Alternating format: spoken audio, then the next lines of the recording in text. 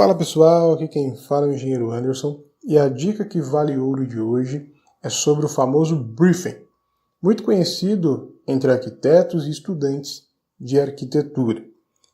E nesse vídeo a gente vai falar então da definição de briefing, a sua estrutura e uma conclusão de que se fazer briefing é importante ou não. Então, bora lá começar. Definição de briefing. Briefing é um conjunto de informações, uma coleta de dados passados em uma reunião para o desenvolvimento de um projeto.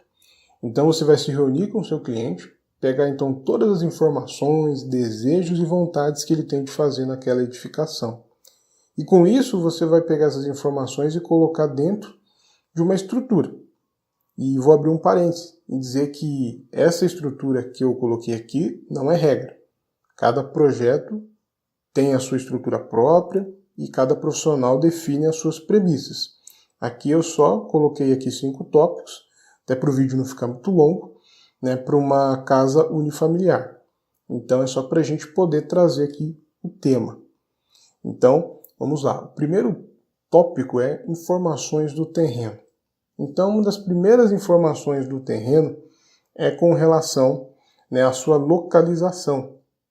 Onde que fica? Fica em região periférica, fica no centro, fica próximo às rodovias? Então esse é um ponto a se levantar sobre a localização do terreno.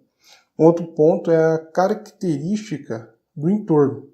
Se tem shopping, se tem bancos, se tem lojas, supermercados. Então esse é um ponto a se levantar também na parte de característica do entorno. Outro ponto é a topografia, se o terreno ele é acidentado, se ele é plano, se vai necessitar fazer corte, aterro ou até contenção de terras.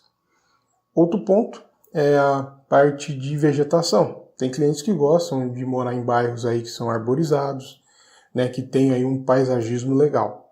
Então esse é um ponto a se trazer também na hora de você fazer ali a reunião com o seu cliente. E por último a questão de clima. Então, cada cidade, cada região, nós vivemos um país tropical, então tem climas variados. Aqui no estado, por exemplo, de São Paulo, onde eu sou, região norte aqui do estado de São Paulo é mais quente. A região sul já é um pouquinho mais frio. Então, esse é um ponto também a ser analisado com relação ao clima. Então, depois que a gente falou aí das informações do terreno, a gente vai para o próximo tópico, que é a performance da edificação. Bom, a NBR 15.575, que é a norma de desempenho, ela já garante o desempenho mínimo dos sistemas que compõem as edificações. Mas o cliente ele pode querer que a sua edificação seja, por exemplo, capaz de captar, armazenar e utilizar a água da chuva, por exemplo. Então, uma captação aí de água pluvial. E também ele pode querer também que a sua edificação seja capaz também de gerar energia através das placas fotovoltaicas. E às vezes ele pode dizer assim, mas não gostei dessas placas, acho que vai ficar feio, não vai ficar esteticamente bonito. Você pode até dizer para o seu cliente que já existe aí telhas com as placas já embutidas. Então é uma opção aí já que você pode já estar trazendo essas informações aí junto nessa reunião. E também o seu cliente pode dizer assim, olha, eu queria ter uma eficiência térmica melhor. Tem algum produto, tem algum sistema inovador aí? Bom, você pode até apresentar aí o sistema de telhado verde, que esteticamente é bonito e tem uma eficiência térmica muito boa. Então essa parte de performance, o que o seu cliente possa querer e o que você também pode apresentar para ele nessa reunião. E o próximo tópico é sobre destinação dos ambientes. Nesse ponto, o cliente vai dizer quantos quartos, por exemplo, terá na edificação. Vai ser 1, 2, 3, com suíte ou não?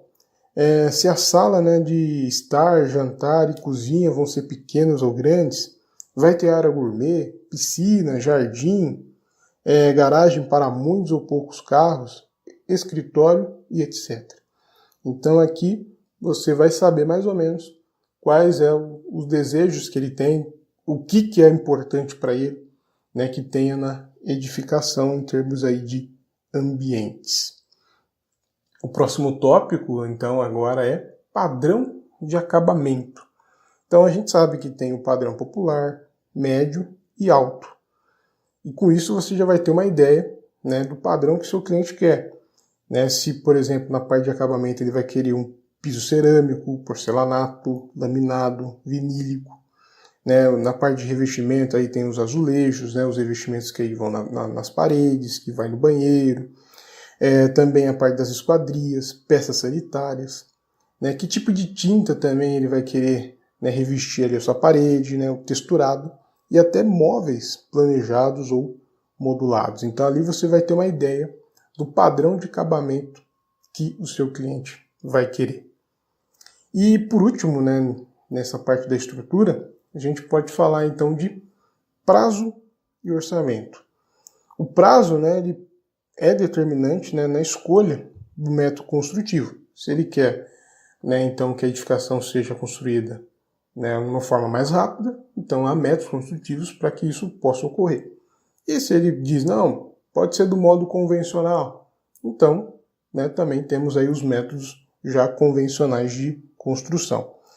E com isso, né, faz com que você tenha que fazer uma análise. Bom, um método construtivo mais rápido vai demandar, então, uma determinada empresa, um determinado profissional. Né? Então, com isso, né, vai definir também, né, se vai precisar de profissionais ou empresas mais especializadas que tenham determinados maquinários. Então, tudo isso também é analisado ali. E na questão do orçamento, é saber quanto que o cliente tem para investir na edificação e o quanto, por exemplo, se ele for fazer um financiamento, né, pela Caixa, o quanto, né, que ele tem disponível ali para poder fazer essa obra. Então, todos esses pontos aí você pode se levantar ali na hora da sua, né, do seu briefing, né, da sua reunião com o seu cliente. E então, chegou agora o nosso momento aí da gente fazer uma conclusão. Só que a gente pode ir um pouco além de um briefing, de pegar somente informações. Até porque essa coleta de dados ela vai culminar num estudo de viabilidade técnico e financeiro.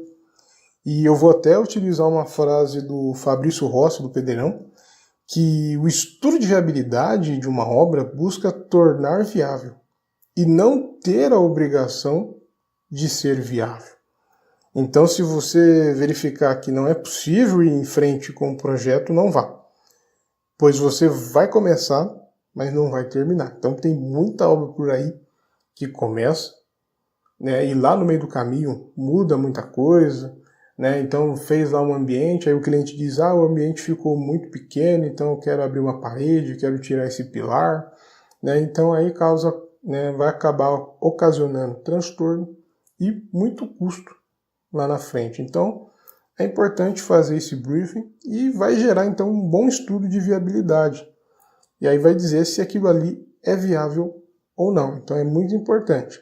Se, olha, não é viável, não tem como fazer, então não faça. Se dá para modificar alguma coisa para torná-lo viável, ok. Então, isso aí é muito importante, tá? Então, essa é a dica que vale ouro de hoje. Né, você fazer um bom briefing, fazer um bom estudo de viabilidade para o sucesso da sua obra. E se você não é inscrito, inscreva-se, ative o sininho de notificações e se gostou desse vídeo, deixa o seu like. E se você conhece alguém que vai construir, compartilhe esse vídeo com ela, pois ela vai conhecer aqui uma ferramenta importantíssima que vai garantir o sucesso da obra dela. E também me siga nas outras redes sociais, lá eu também posto muito conteúdo também sobre engenharia. Então, eu fico por aqui, até mais e fiquem com Deus.